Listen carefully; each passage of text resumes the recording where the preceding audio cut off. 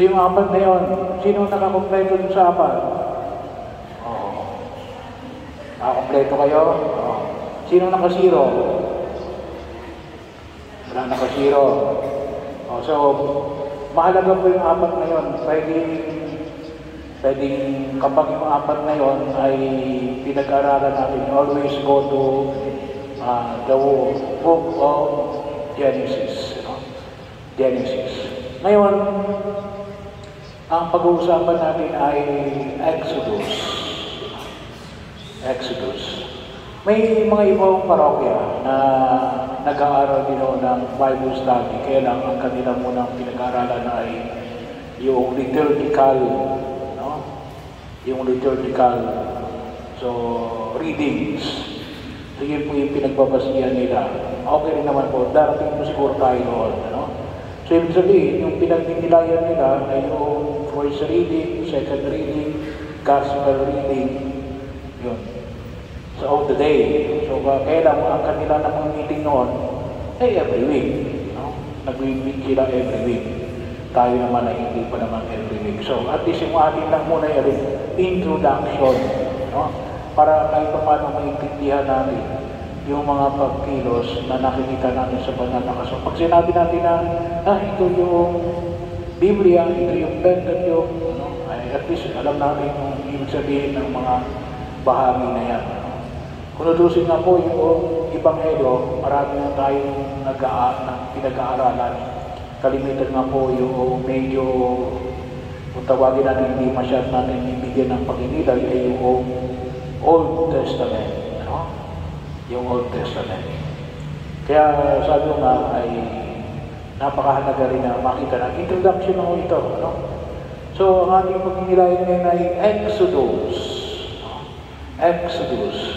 Kaya pong salita, exit. No? Exit. So, pag-alis. Exit from slavery to the promised land. Yun ang mas malawak na pagkaunawa. Pero dito, kinikwento yung alin. Yung exit from Egypt to tinuturing natin promised land na kung tutusin rin yung Israel. No? O nung unang tawag ay Canaan. No? Canaan. So ito po. Next please. After the death of Joseph. So makita po natin na yung Genesis ay nagtapos sa doon po sa tinatawag natin 12 tribes of Israel. No? 12 tribes of Israel. At hanggang doon sa kay Joseph. Nandun nung sila ay nasa Egypt na. No? Nasa Egypt na. Kung doon ito, continuation. Kaya po pag makita mo natin ang Exodus, mostly, yan ay makikita doon sa 4 na libro na natitira. Exodus, Leviticus, Numbers, and Deuteronomy. No? So, Israel had grown into a people and its history. Ibig sabihin, dumago. No? Dumami sila. No? And there's no longer with mere genealogies. Kalimitan dito, hindi nakalimutan makita natin yung genealogies. Pagkamat mayroon pa rin, no? Yung anak nito, pero ibig sabihin, ang makita na natin dito ngayon ay napakaraming, no? Napakaraming, and its history. But with the people's national and religious development, no? Pagkadahatan, hindi lang pampapamilya, no? Hindi lang ito yung angkan namin, no? Bagamat masabi natin na ito yung angkan na nanggaling sa angkan ni Jacob. No? Pero, hindi lang. No? It becomes nation, kasi marami na eh. No? The various laws are given and promulgated as occasion, require them, hence they are intimately connected with the history of the people and the Pentateuchal books in which they are recorded are rightly numbered among the historical books of Scriptures. Only the third book of the Pentateuch exhibits rather the features of a legal code. The book of Exodus, yung third book legal code, yung sabihin ano yun? Yung Deuteronomy, no? Genesis, Exodus, Numbers, Deuteronomy, Numbers, and Leviticus, no? So, features of a legal code. The book of Exodus consists of a brief introduction and three main parts. So, hinati sa tatlo. Brief introduction. May brief introduction at may three main parts. Kung ito apat. Pero, yung isa kasi brief lang ang introduction. No? Pero, nangis sa bigyan pansin dito ulit. Kasi, as a nation, makita mo yung kalinangan as a nation. Kung tutusin kapag dito rin ginamit ng mga Amerikano, kasi yung, kung mapapansin natin yung history ng American, alam niyo ba yung history ng Amerikano? Hindi niyo alam? Hindi tayo Amerikano yan, no? Yung mga may kamag-anak ng mga Amerikano. Kasi ang mga American ay kung tawag ng third, yun isa sa mga tinatawag natin na third world, no? Yung panahon na yon. Kasi yun ay kung tawagin natin ay newly conquered, no? Na daigdig. At ang kalimitang mga nauna roon na galing doon sa tinatawag na bagong mula doon sa tinatawag na daigdig, no? Yung daigdig ay alin? Mga British po yun, no? Pero sila kasi ay along the way, they become a people different from the British people. Pero ang Amerikano, yung mga yan ay galing yan sa Great Britain, no? Kaya lang, sabi nga natin later on, umaklas na sila, no? They separate. Pero yun ang makita natin na history. So, kaya sila rin, Exodus from Great Britain to America. No? Well, ginamit lang din yun ng mga unang mga forefathers of the American nation, ano, katulad ni Benjamin. No? Ano yung three parts na ito at introduction? Ito na po. Next.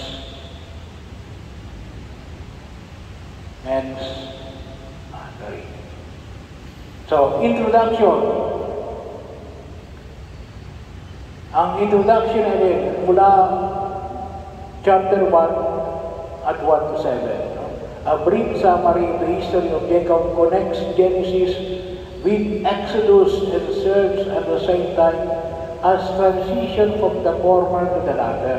Kasi kung inyong maalala, natapos yung Genesis kay Joseph. No?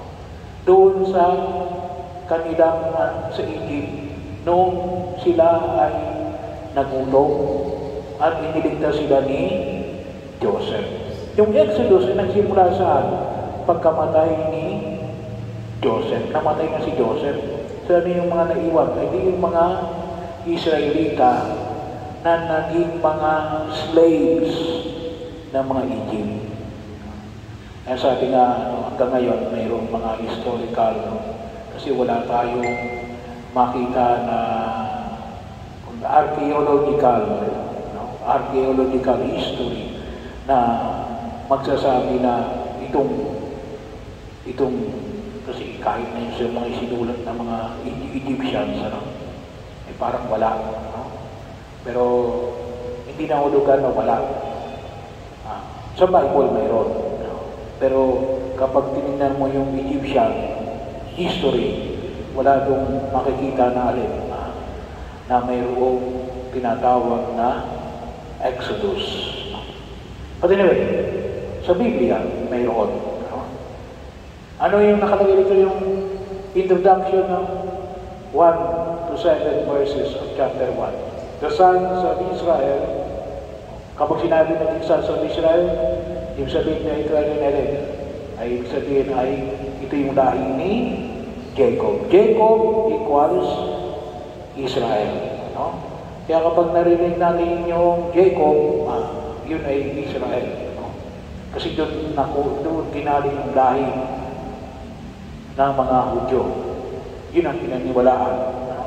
Ito'y lahi ng mga ang mga Israeli lahi mula kay Jacob. At sabi ko nga sa inyo last time, ang mga Muslim ay lahi mula kay kanino?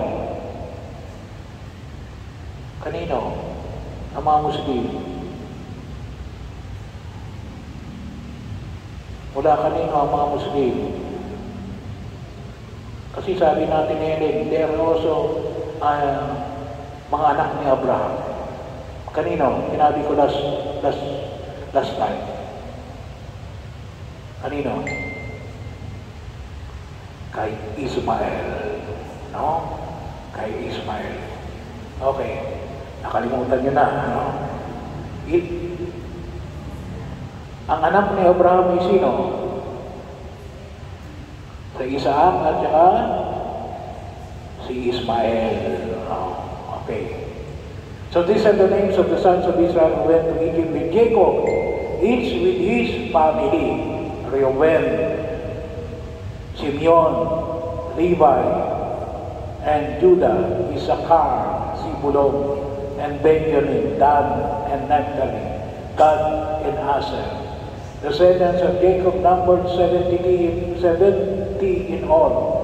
Joseph was already in Egypt. No? Now Joseph and all his brothers in all the generations died. But as the Israelites were exceedingly fruitful, they multiplied greatly, increased in numbers, and became so numerous that the land was filled with them. No? So ito yung mga anak ni Jacob mula sa ilang babae.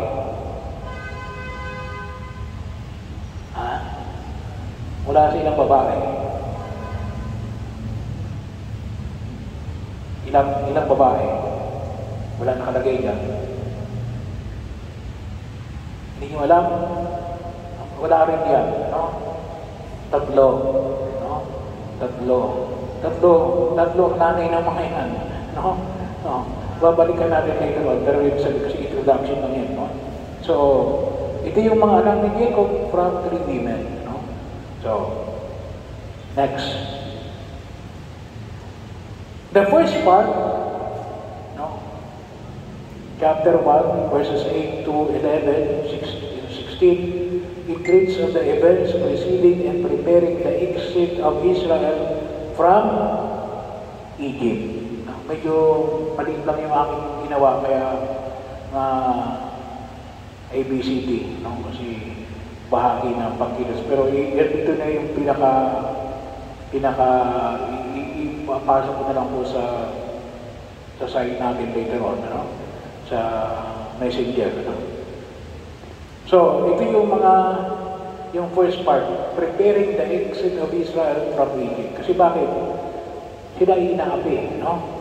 So dito again, the Israelites are oppressed by the new Pharaoh that know not Joseph. Kasi tagal na, no?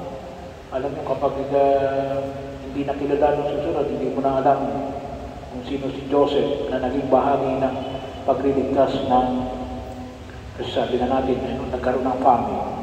So kung dahil sa nagkaroon ng famine, si Joseph na naging bahagi kung bakit sila ay nakapag-ipon ng pagkain, pero hindi nakilala si Joseph. No? So, God prepares the liberator in Moises. No? So, makikita natin dyan yung istorya ni Moises. No? Na si Moises ay, kasi nung una makita natin na dahil sa dumadami na yung mga Israelita, anong ginawa noon? Yung lahat ng lalaki ay pinapatay. No? Si Moises, nakatakas dyan. No? Naalam niyo ba yung kwento niya?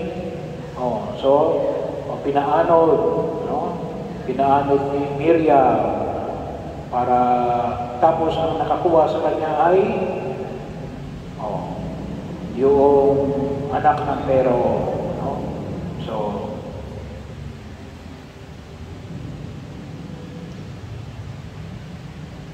and then, si Moises ay lumaki sa palasyo ng Pharaoh. No?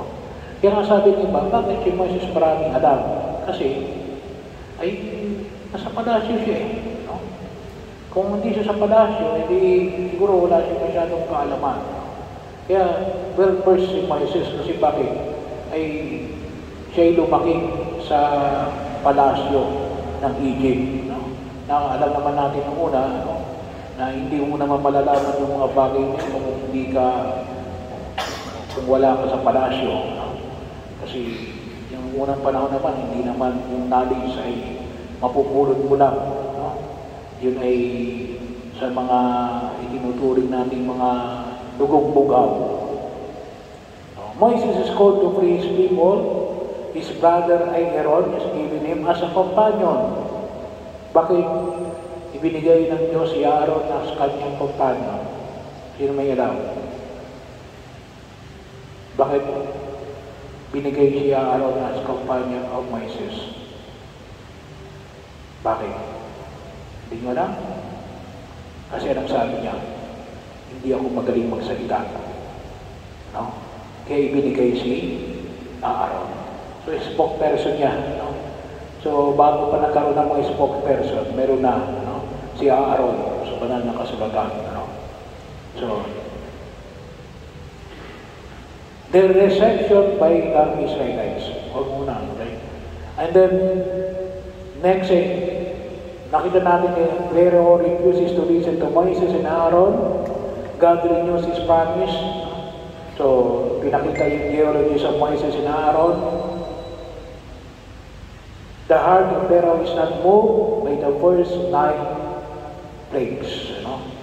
The 10th plague consists in the death of the firstborn. Pharaoh dismisses the people law of annual celebration ng Paschal. Remember the liberation from Egypt. So, yung ikasampung salot na naging dahilan para sila makalaya. Pero isinulat ko pa rin po yung 10 salot dyan. Ano? Ano yung 10 salot? Next. No? So, yung blood sa kaya tinawag na river, no? Red Sea. No? So, bakit nagkaroon ng blood doon sa river? No? Frogs. So, dumami yung mga palaka. Flies or gnats. Flies. Livestock, boils, yung boils ay hindi. Nagkaroon yung livestock ay namatay. No? Yung boils ay hindi. Nagkaroon ng parang mga kulani, mga kung tawagin natin ay pigsa. No? Hail. Ano yung hail? Hindi yung nagbagsakan ng mga yelo. No? Locust. Tagalog yung locos. Balang ba yun? Darkness. So, yung darkness ay ilang araw na walang hindi sumikat ng araw. Sabi nga ng iba baka ito ay nagkaroon ng yung tinatawag natin na eclipse. And then, yung pinakauli ay death of firstborn. Namatay ang lahat ng panganay na lalaki. Na nakita natin dito yung yung istorya na kung saan ay sila ay nagpatay ng kambing. And then, niluto yung kambing, kinain yung kambing, yung dugo ng kambing ang inilagay doon sa kanilang mga pintuan. No? So, kapag mayroong dugo ng kambing, ay hindi mamamatay yung panganay na naroon sa bahay ngayon. Lalagpasan ang anghel ng kamatayan. Kaya, yung sinabi nito, yung tinatawag natin yung celebration, tinatawag natin Paschal, yung Paschal celebration, yun yung ipinagdiriwang ng mga Israelita. No? Yung Paschal celebration nila, yung Pasch, na yung ating ginamang Paschal, kaya nga tawag natin dito ay Paschal Candle. No? Pero sa atin ay sa pamagitan ng dugo ni Kristo, hindi sa pamagitan ng kambing. No? So, pero yung kanilang Paschal rin, kaya yung kanilang celebration, yung mga Hudyo, every year nila ginagawa yun eh. Yung alin, na sila ay kumakain, makita natin yung alin. Yung ginagawa nila kapag nagpupunta sila sa Israel, katulad kasama ng mga alagad. So, bago siya ipako sa krus. So, anong ginagawa nun? Yung nagsasalo-salo sila, pinagpapatay sila ng kambing at saka na unleavened bread. Yung tinapay na walang libadura. So, sabi ko nga, kumakain pa kayo ng shawarma. Kumakain ng shawarma. No? Yung pinalalagyan noon, ang tawag doon ay pita. No? Ganon yung unleavened bread. No? Ganon yung unleavened bread nila. No? So, kung sakaling pupunta kayo ng Israel, sino sa kasi nakapunta ng Israel? Wala pa. No? Pero ang kanilang doong oven, ang oven nila doon ay may apoy sa ilalim, tapos parang may banga. No? May banga, doon nila ipinapasa yung pita. Doon nila inilalagay. And then, yung parang banga na baligtad yun eh. No? Pero yun ang nagiginit. Tapos yung tinatanggal nila, yun ang pita. Kaya kung sakali mag-pilgrimage kayo, ay yun ang ordinary nila, yun ang kanilang bread. Kaya pag sinabi mo na para sa kanila, yun ang kanilang staple food. Ibig sabihin, staple food nila yun. Kasi, katulad sa atin, hindi lahat tayo ay merong gawaan ng bread. No? Pero ngayon, marami na ngayong nabibili. No? Pwede ka na ngayong gumawa ng bread sa ayun natin, pwede ka na po gumawa ng bread sa air fryer. No? Pwede na ngayon gumawa ng bread sa air fryer. Pero nung una, wala tayo. Kasi hindi naman yung staple food natin yun. Sa kanila, talaga mayroon silang urmahan ng bread. No? Kaya, yun, staple food nila yun. Yun ang pita. The unleavened bread. No? The unleavened bread. So kung parang kung makakita nyo, may recognition nyo, yung shawarma, alisin nyo lang yung nakalagay dun sa gitna. No? Yun ang unleavened bread. No? So meron yun, ang ginagawa nila, yung Paschal mystery, pinagdiriwang nila yun, ang tinatawag nila yung Passover meal. No? Passover feast. Passover feast. So yun yung huling bahagi doon sa first part. Ipinagdiriwang ng bawat Israelita in commemoration ng alin. Kasi yun ang naging daan para sila ay makalaya.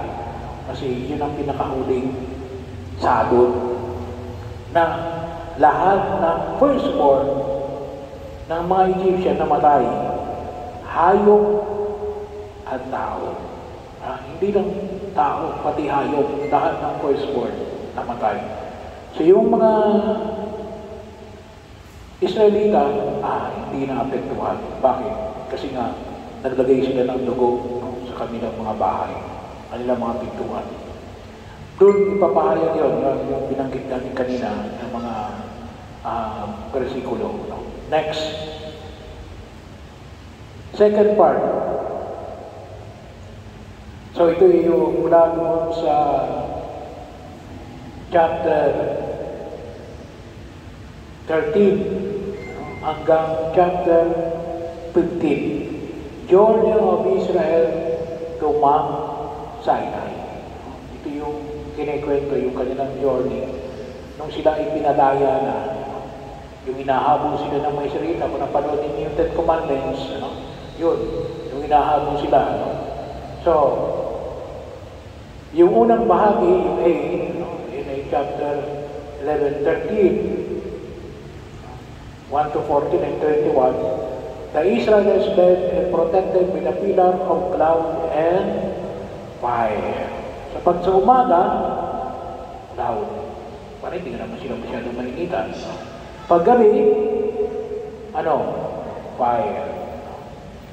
So, cross the Red Sea. Sabi ng ibang mga istorya, yung Red Sea, hindi R-E-D, kundi ano yun? R-E-D. No?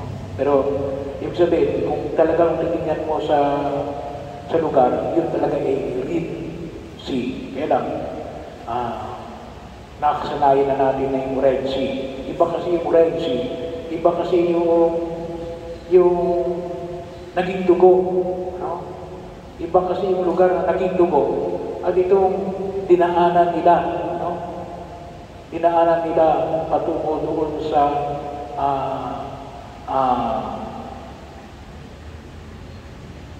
Mount Sinai. No? Sa Mount Sinai. Read, E-C. But anyway, ang gamit na i-read para lang maintindihan natin, kasi baka sabihin nyo kapag may mga ibang mga kapatid natin na kuminsan ay ayaw maniwala, hindi, wala namang Red Sea rito kapag pinakita sa inyong mapa. Pero nakasanayan na natin na Red Sea, pero ito Red Sea. But the persecuting Egyptian perished in the waters. Nakita naman natin yung kung nakapanood ninyo yung Ten Commandments. Yung next na ay chapter 15 to chapter 17. The road of Israel is passing through Sur, Mara, Elim, Sin, Rephidim, at Mara the bitter waters are made sweet. In the desert of Sin, God sent quails. So,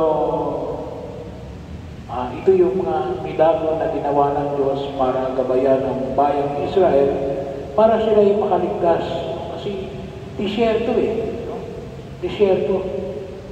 Kaya nga sabi ng iba kung maaari na lang, ibalik mo na lang kami sa Egypt kahit na kami ay mga slaves. Basta kami rin kumakain kami doon. Buhay kami doon. May naiinom kami. So ito yung mga lugar. Yung Mara, lugar yan, the bitter waters are made sweet. In the desert of Sin, ang pangalan mo ay Sin. God sent quails. So, ano sa Tagalog ang quails? Mayabagan. Pugo. Okay, very good, tama. Pugo, para may makain sila. May makain sila na meat. Kasi kinakailangan mo ng protein. Yung mana kasi ay parang tinapay lang yun, na mold. So yun ay, kung tusin ko yun ay carbohydrates. So Rephidim, mana for the children of Israel, and mana, pareho na ilagay yun. So desert of Sin. Rephidim, God gave them water from the rock. Ito yung rock na inano ni Moises. Kaya lang ay may mahal lumabay ang ginawa niyang tatlo. Tapos, yung defeated Amalek. Yung Amalek ay ibig sabihin yan ay isang uri na tao. Mga Amalecites, through the prayer of Moises. So, yun ang makikita natin ay tinataas ni Joshua yung kamay ni Moises. So, dito, yung chapter 7, 18, 1 to 7, 1 to 27, Jethro. Sino si Jethro? Sino si Jethro? Wala nakakalala sa inyo si Jethro. Nung si Moises, ay diba, nung una siya ay nasa palasyo. May nakita siya ngayong isang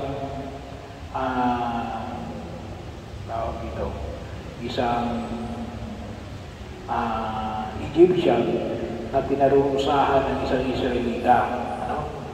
So nasapak niya yun, napatay niya. Ano?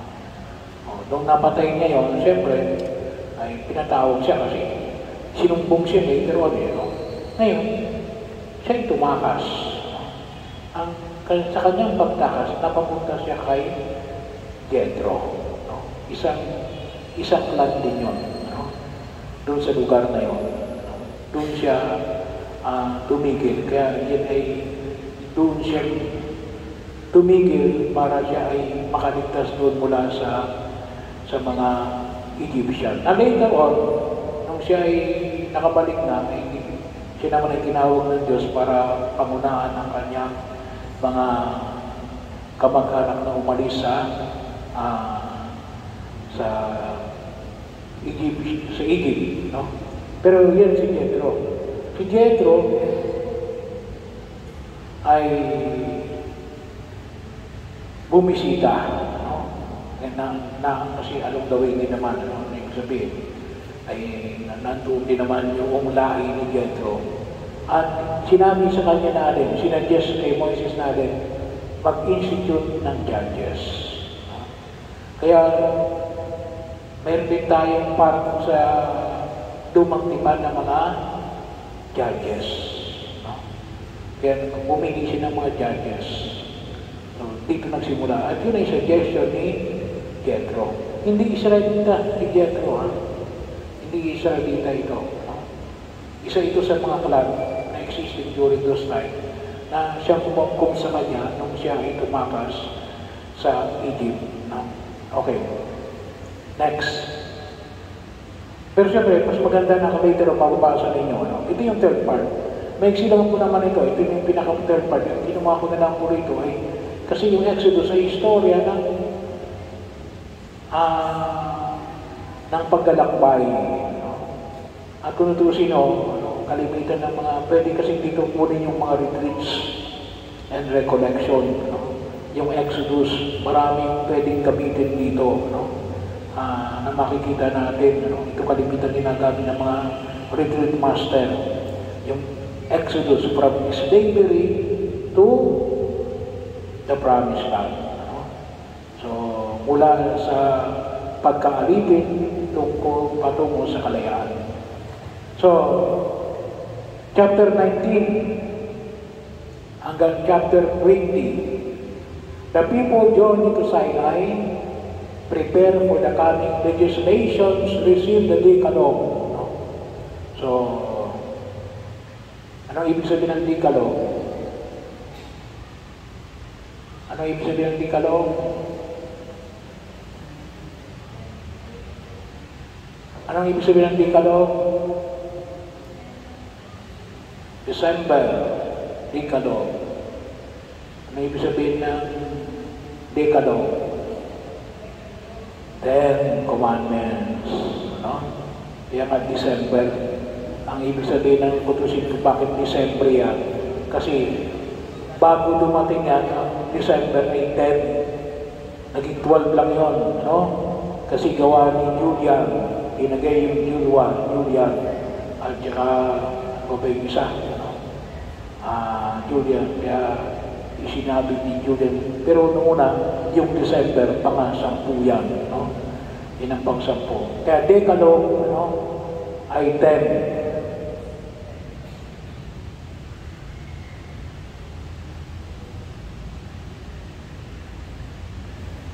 So, nakita natin din yung 2 tablets. No? Maraming joke dyan. Sabi ng iba, 3 daw yan.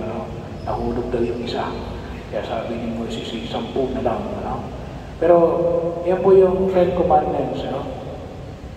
Alam niyo ba yung laws of Kalantiaw?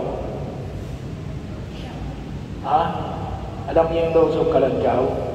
No? Kasi, narinig yun? Totoo ba yun o hindi?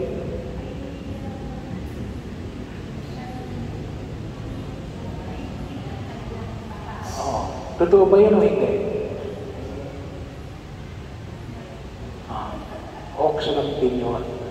Gawa-gawa lang yun. Napatunayan na yun.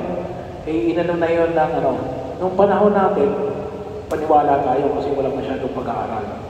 But noong 2001 ata, inano na ng Historical Commission na hindi totoo yung Code of Kalantiaw.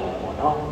Oh, yun po ay makita natin kasi mayroong mga pag-aaral. Noong una kasi wala masyadong pag-aaral. Pero hindi yun, Code, Ten Commandments. No? So, yun yung mga batas na, kasi mahalaga yun eh. Para sa paglago ng komunidad, para sa paglago ng isang bayan, there should be a law to govern.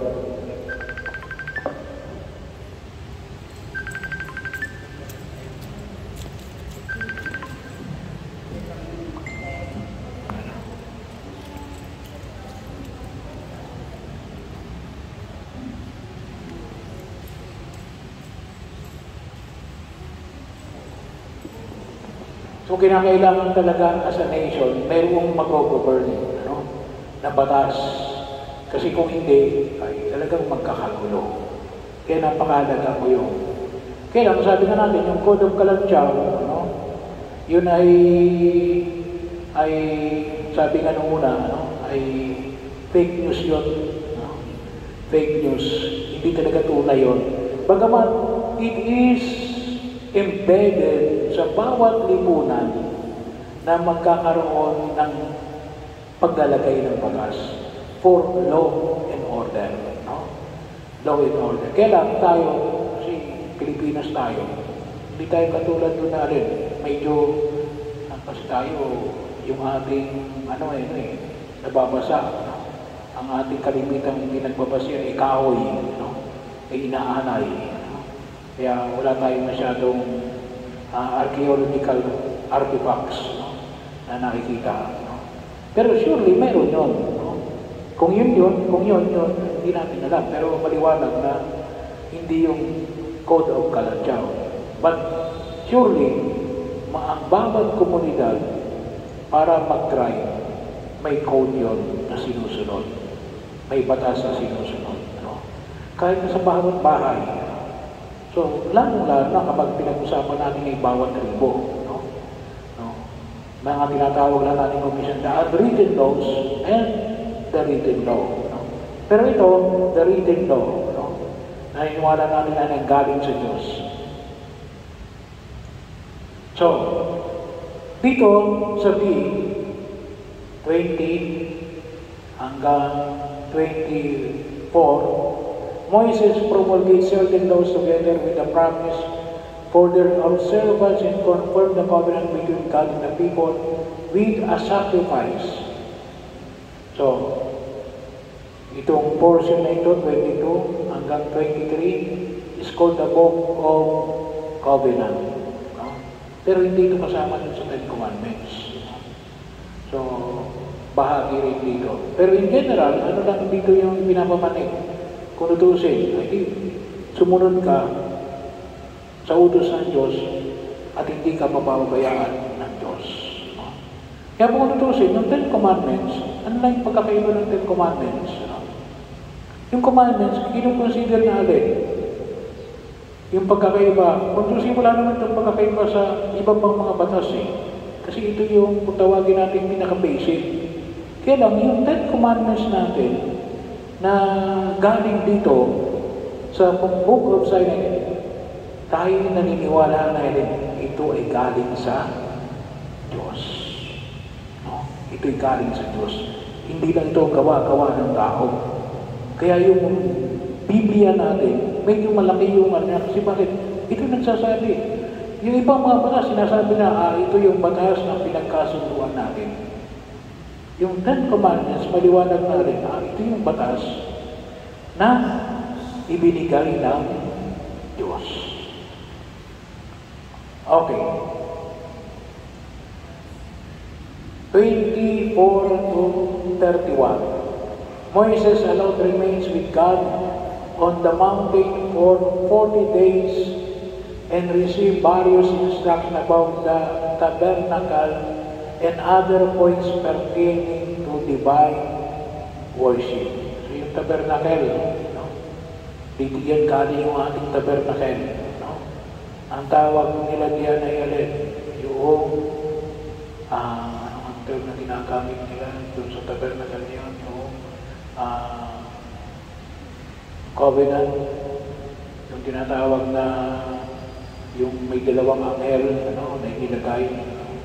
So, yun ang mga nakalagay diyan.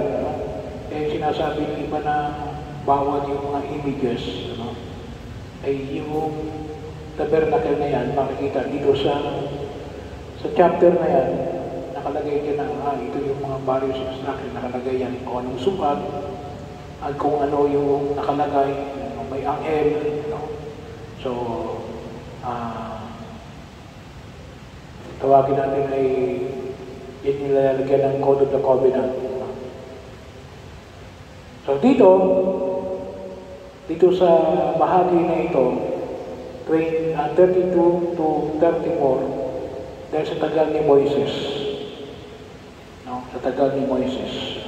Kaya kapag nawawala ang leader, sabi na natin, pag nawawala ang leader, nagluloko yung mga followers.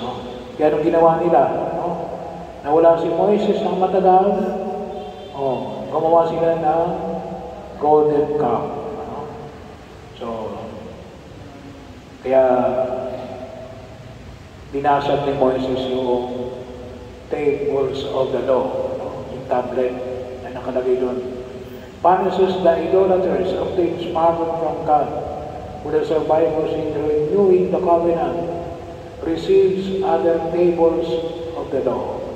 Medyo, kasi makita natin, yung lumang tipan, medyo, sabi ko nga, may patayan dyan. May patayan dyan.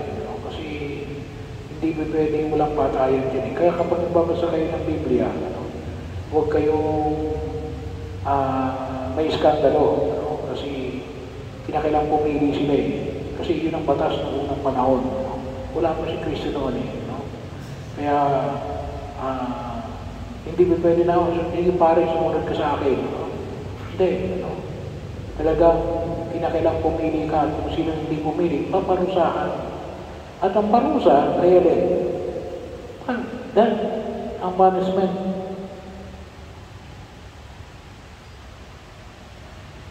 So, the tabernacle which is of 40 lines is prepared. The priests are anointed and the cloud of the Lord covers the tabernacle. So, kaya dala-dala nila. Medyo malaki yung bahagi nito na idinadala ng mga Israelita. Kasi para sa kanila, nandun yung presence ng Diyos. Kasi nandun sa batas. Kaya kung para sa mga Israelita, ay very law-abiding sila.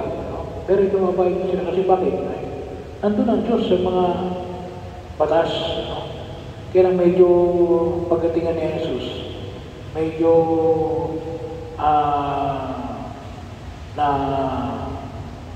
nagugulatan sila kay Jesus. Bakit? Kasi yung law niya rin, hindi yung batas. Ngunit yung aling law niya rin, yung pag-ibig. Nadawa, itong batas na ito ay kinakailangan na sa pagkilos ng pag-ibig, hindi lamang sa letra ng batas. Pero yun ang nakalagay doon sa tabernacle. Yung 2 tablets ng batas na ginawa ng Diyos. So, ito lang po ata yung pinaka-makita ko natin. Pero ano yung next? Mayroon pa ba? Wala na. Wala na. Okay. So, yun yung pinaka-bahagi na makita natin dito sa Exodus. So, yung pagliligtas ng Diyos mula sa Ehipto patungo sa lupang pangako. Pero dito, hindi pa sila nakarating.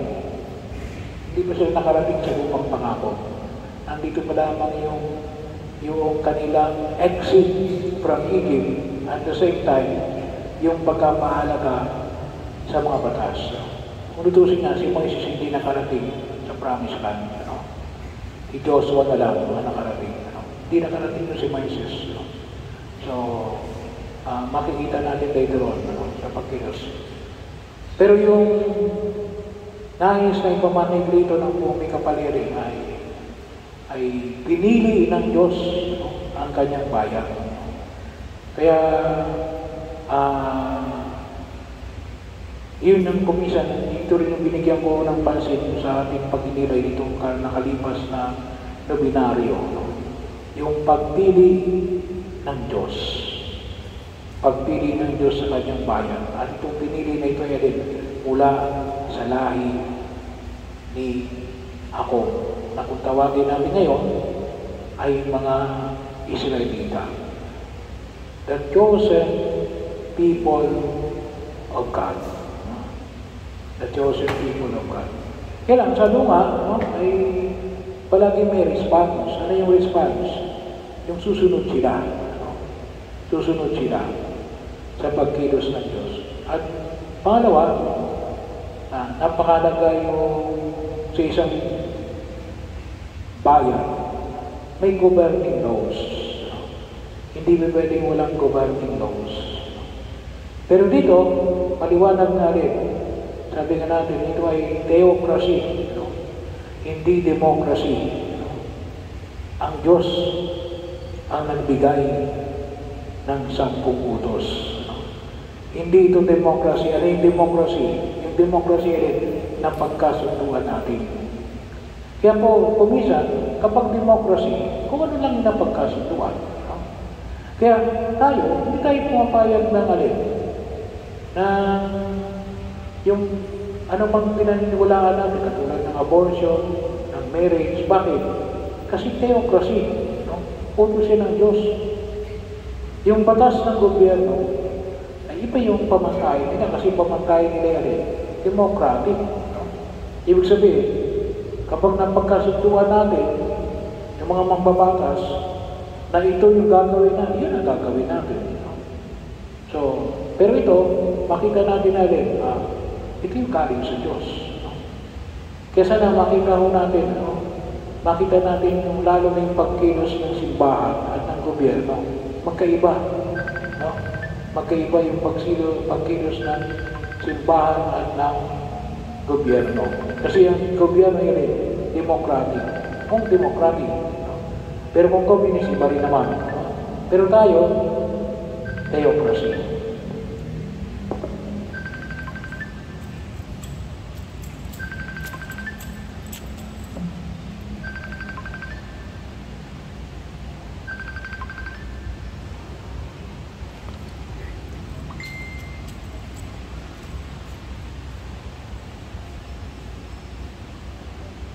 Ang isang rito yung Book of the Covenant. Covenant. Pag sinabi natin covenant, ay hindi lamang medyo mabigat yung salitang covenant ay hindi lang ito kung tawagin natin ay yung pamantayan kasi ng tao yung kasunduan. Pero pag sinabi natin covenant, ang pinag-uusapan natin dito ay pagkasunduan ng Diyos at ng tao. Hindi British na kasunduan lamang ng tao sa kanyang kapwa-tao.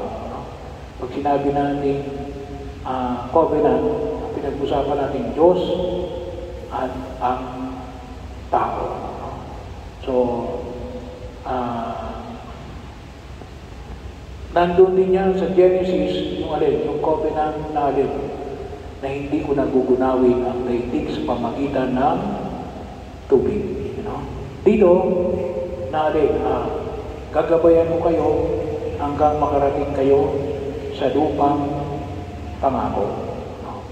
So, ano lang pinakailangan? Yung sumunod sa Diyos. So, pero yun yung bahagi na kung saan makita po natin. Yung Exodus. Ano pa ang nais natin bigyan ng dito sa Exodus? Ay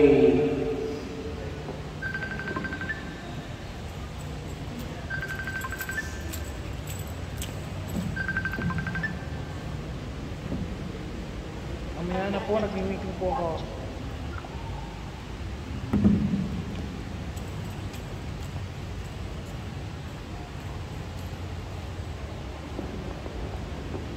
So yun po yung maliwanag na pagtugon natin, ano? So una ay sabi nga natin yung kahalagahan ng batas at pangalawa yung covenant, ano? And then siguro po makita rin natin dito yung alin, yung pagliligtas ng Diyos, yung Paschal mystery, you know? Yung Passover, no? Makita rin natin yung kahalagahan ng Passover. Sa aklat ng Leviticus, yung Leviticus kasi ano yun, ibig sabihin, yun yung mga itinuturo ng mga batas na dapat sa katuparan ng mga Levita, no? Ano yun, yung kasi pag sinabi natin na yung po kasi Levites, ito talaga yung manggagaling yung tinatawag nating priestly nation. Lahat dito ay magiging mga, kung tawagin natin ay magiging mga pari. So, kaya din po yung kulay blue. Si Maria ay mula din po, kung yung mga pansin, si Maria ay mula sa lahi ng mga Levita. Kaya ang kulay ay kulay blue. So priestly nation. Kung doon po yung bahagi ng priestly nation. Sa simbahan, mayroon tayo pakikisa natin kay Kristo bilang pari, hari, at propeta. Kung doon po, very biblical dito, no? Pari, hari, at propeta. Kaya di po, babaguhin din yung sistema ngayon ng PPC. No? Babaguhin din. Dito na ngayon ipapasok pari, hari, at propeta. Ang lektor saan? Propeta. No? Doon tayo papasok sa propeta. No? Kaya bahagi ho ng pagkilos. No? Kayo yung mga propeta.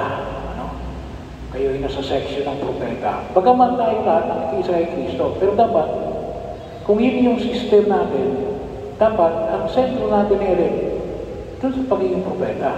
Kaya, dapat din na lahat ng pag-aaral natin ay doon tayo pagkilos natin. Paano ba tayo maging prophetic? Paano ba tayo maging prophetic? So, makita rin natin yung pagkilos na ipinapamanig dito, no? Si Aaron ay kinuha ng Diyos para maging tagapagsalita ni Moises. So, unudusin po, yung isa sa mga elemento na makita natin, elemento ni Aaron. He become a spokesperson, na maging bahagi. So, yung spokesperson ni Moises ay si Aaron. Si Aaron. So, kayo din po ay mga spokesperson. Sana din po makita ninyo, kapag kayo nagsasalita dito sa banal na kasulatan, kaya tayo nag-aaral na makita natin para maramdaman din natin na kapag halimbawa pinag-usapan natin ang Exodus, ay hindi kaya yung banal na kasulatan, kapag kayo nagpapahayag, ay ma-invite rin natin tayo ay tagapagsalita ng Diyos. Kaya ang sinasabi niya rin, ang salita ng Diyos. Ito naman ay, ewan ko lang kung kakayanin dito. No? Mayroong ibang parokya kasi na kinakanta. No? Ewan ko lang kung kakayanin ninyo. Ano?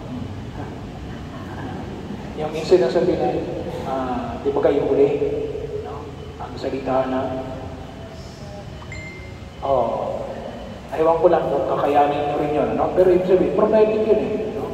Doon kayo mag-instill, no? Kasi kung sakali man, pero yun yung mga paghamon, na ibinibigay ko po sa inyo. Kasi para talagang makita ninyo, no? Dito tayo dapat na magsentro bilang prophetic. No? So, pero yun ang makita natin, no? Kapag kayo nagsasalita dyan, para kayong si propeta Sirach. Sino nga yung ating first reading ngayon?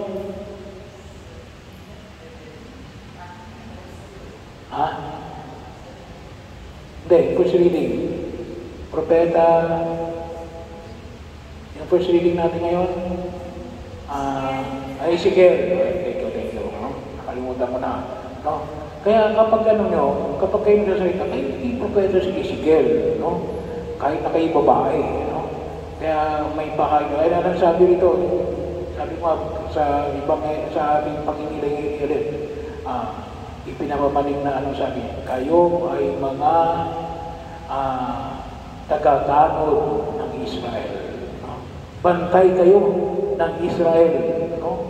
Bantay kayo ng Israel. No?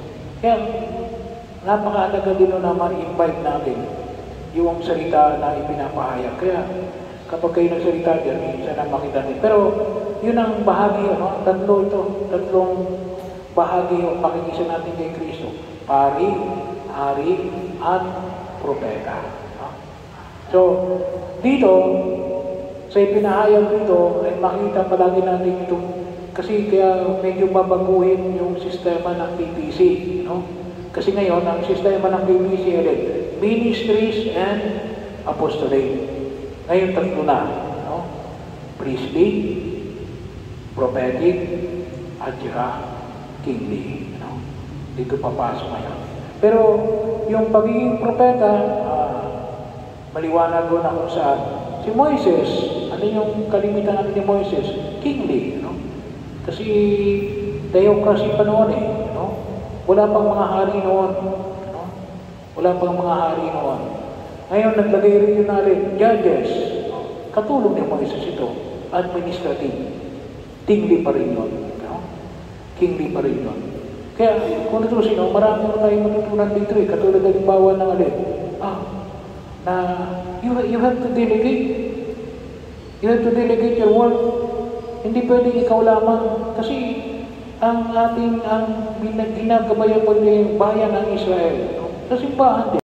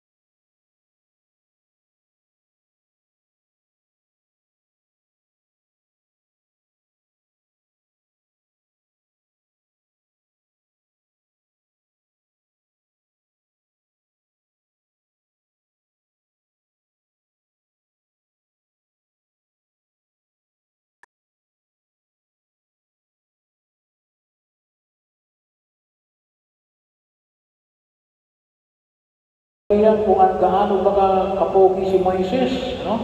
Hindi, no? Pero pinili siya ng Diyos.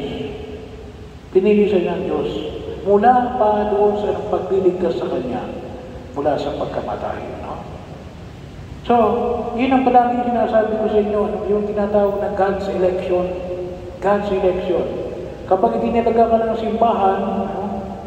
Bilang mga leader, at dapat maramdaman ninyo, kahit na sa inyong pagbabasa, you are leading the people. You are leading the people to where? para magnilay ng kanyang salita. No? Kapag nasa harapan kayo dito at dito, dapat maramdaman ninyo na rin, leader kayo. No? Leader kayo. You should lead the people. Sana makita ninyo na rin na maintindihan kayo ng tao. Pero yun ang makita natin, ano? Hindi kayo follower lamang. Hindi kayo follower lamang. No? Dapat nasa isip niya rin, ako'y pinili ng Diyos to lead. No? To lead. Para sinabi mo, kahit sabihin natin yung pagdarasal ng Santo Rosario, please lead the prayer. It is a leader. No? It is a leader. Pero yung sabihin, yun ang kalooban na dapat na makita natin. No? Hindi lang si Moises. No? Hindi lang si Moises ang makita natin. Makita natin tayo ay bahagi na kung saan ay makita natin yung paglilingkod. Kung kinakailangan maging katulad tayo ni Moises, na tayo ay alin to lead the people, ano yung sinuilin natin yung kapwa natin mananampalataya. From where? Sa maraming pamamaraan, from ignorance at patungo sa knowledge. Nangigit sila sa lahat, saan? Ng salita ng Diyos. No? So yun po, sana po yung ating pagninilay dito ay higit natin makita po na ito sa bahagi o ng Exodus. No? Yung pagdarasal, pagbabasa ng aklat ng Exodus, hindi mas maigi na kayo na po ang kung may panahon kayo na basahin nyo ang Exodus, hindi basahin po ninyo. No? Pero ito yung introduction lamang po. No? So muli po, wala nang may tanong pa kayo? May tanong kayo tungkol sa Exodus?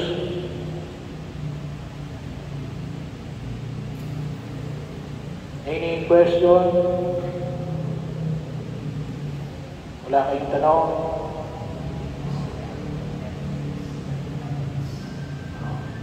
Kung wala kayong tanong, sige.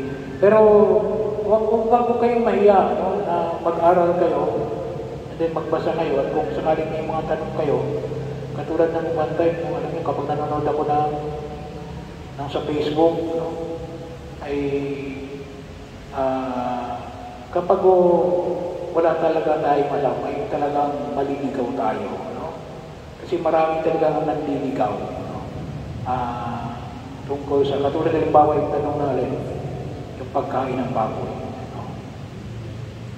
Kasi kahit na dito sa batas ni Moises, no? Bawal ang pagkain ng baboy. No? Pero kung magbabasa kayo ng Biblia, hindi ng baboy. No? Ang bawal. No? Hindi lang pagkain ng baboy. Pero makita nyo kapag kung minsan manonood kayo, naalala ko tuloy yung isa na panood ko kanina, ang sabi niya, ba't nyo pinamitan? Muslim kasi. Ba't mo kami tinatanap? Ba't kami kumakain ng baboy? At binabalik niya doon sa, ba't kayo hindi kumakain ng baboy? So, ibig sabihin, instead na sagutin yung tanong, ibinabalik niya yung tanong. Kaya kung minsan din, mag-ingat din tayo. No? Kasi pag wala tayong alam, maliligaw at maliligaw tayo ng landas. No? Kaya, bahagi yun ang pwede natin higit ng pagpiligilayan. So muli po.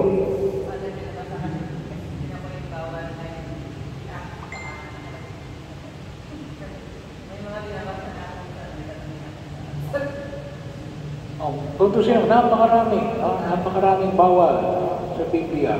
Kailang sinabi mo, dapat magnilay tayo maigi. At itanong natin, okay may yung magtanong kasi kung sa akin ang magagaling, ay wala ako tayong makikita na So magtatanong kayo kapag nagbabasa kayo. Kung halimbawa yung Exodus, magpasahin yung Exodus. Susunod, the Genesis, Exodus, Leviticus, lalong-lalo na sa Leviticus. No? Kasi ang Leviticus yun ay tungkol sa mga batas para sa mga Levites. No? Yung numbers ng Biblia, yung Deuteronomy about the Ten Commandments. No? Pero sabihin, medyo bahagi. Yung Deuteronomy, kung ito sinirin, anong bawal na lamang, sa Exodus at saka Deuteronomy. Yung Ten Commandments. Assignment dito. Hanapin nyo sa Exodus at saka sa Deuteronomy yung Ten Commandments.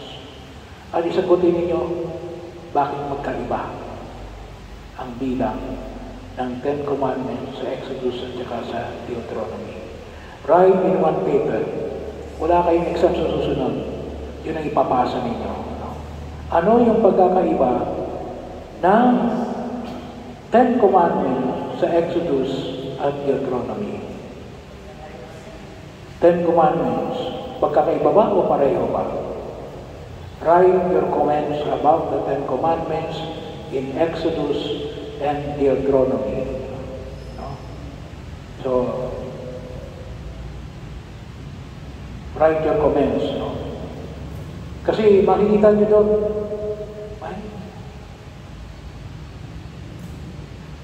ibang numbering. Bakit? Doon yung maintindihan later on. Kaya ko na ipapaliwanag, baka naman may sagot ko nakakatimus na namin. Exodus, no? Kasi Ten Commandments binanggit yung Ten Commandments, and Deuteronomy. No? Anong pagkakaiba? Makikita nyo naman nyo sa Google kung saan yung Exodus, saan yung Ten Commandments sa Exodus. Dito nakalagay naman dito kanina. At yung Ten Commandments sa Deuteronomy. Ano yung pagkakaiba? At alin doon ang Catholic version? Okay? Magkitayo po tayong lahat. Maraming salamat po sa inyo.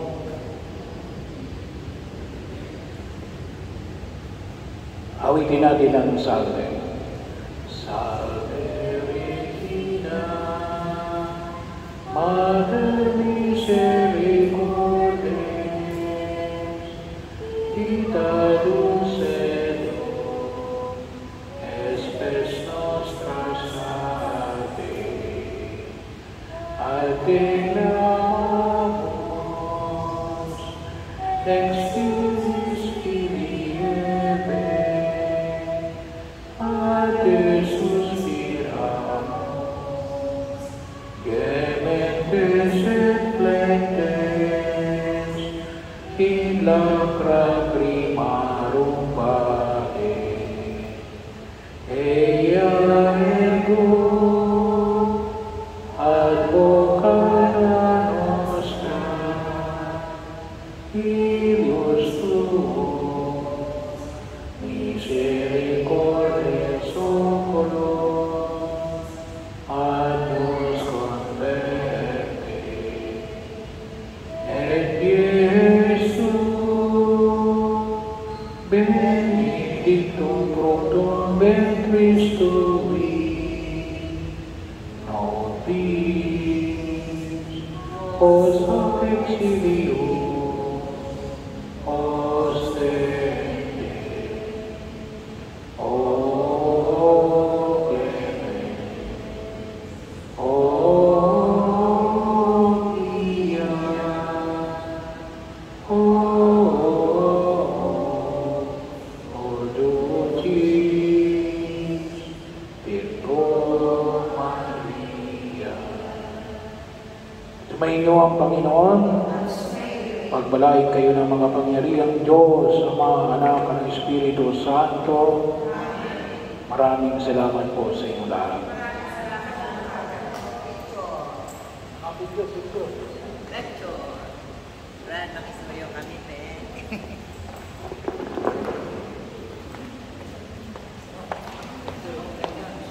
Picture, attendance. Attendance.